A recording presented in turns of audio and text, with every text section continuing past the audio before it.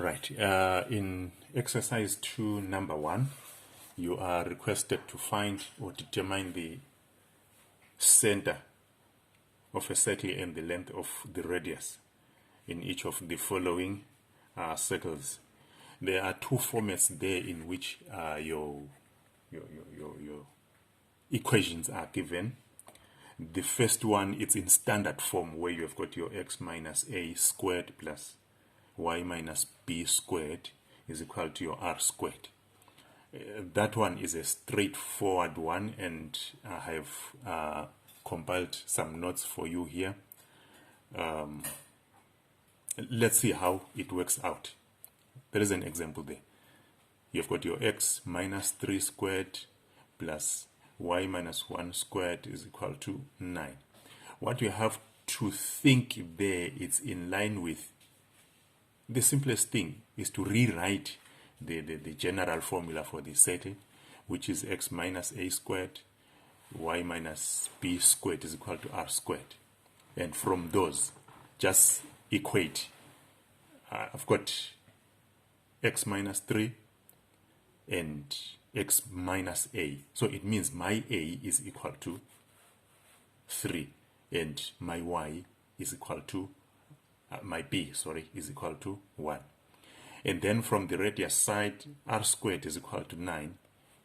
If you find the square root of r squared, you're going to get r. Therefore, find the square root of 9, which gives you 3. All right. Another example there. With this one, please pay particular attention.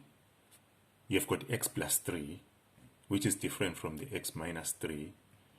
Y plus 7, which is different from y minus 1. How do we manipulate that one? In order for me to compare, I must have x minus something so that I can read off the values of a and b. All right. I was given x plus 3. What should I do such that I have got a minus here? This is what I have done. There is no difference here. A minus and minus gives me plus. So I've got x minus minus 3, exactly the same as that. Here I've got plus 7. I have changed it to minus minus 7. So it means my a is going to be equal to minus 3 and my b is going to be minus that. Because I've got minus here and minus there, minus minus there. I can then read off the values of a and b. The value of a is the x coordinate of the center, and the value of b is the y coordinate of the center. Therefore, on the radius side, I think is something that's straightforward.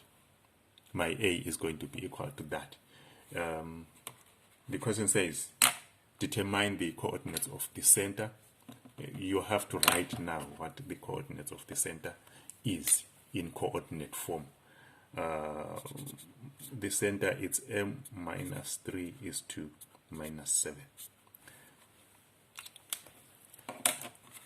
And then there is a different form in which the equation can be given. Your x squared plus x plus y squared plus bx plus c is equal to 0.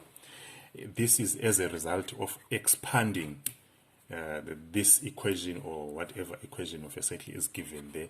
I'll go through that process here in a very fast pace. Like I've already said, this is as a result of expanding x minus a squared plus y minus b squared is equal to the radius squared. Let's use our x minus 3. The first one that we had there is equal to 9. I'm going to expand this, and then we manipulate it back so that we come to this using the completion of a square.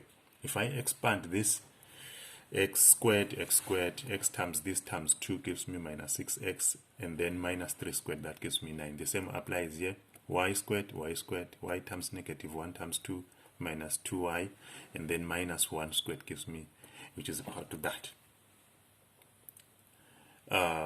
Simplified form, it's going to give me that. Then now we have got to manipulate this one here using the completion of a square. With an equation like this, which is the case with our number 1, with all those other equations we have there, we have to manipulate it in such a way that we express it in the form x minus a squared plus y minus b squared is equal to r squared. Let's check how it works.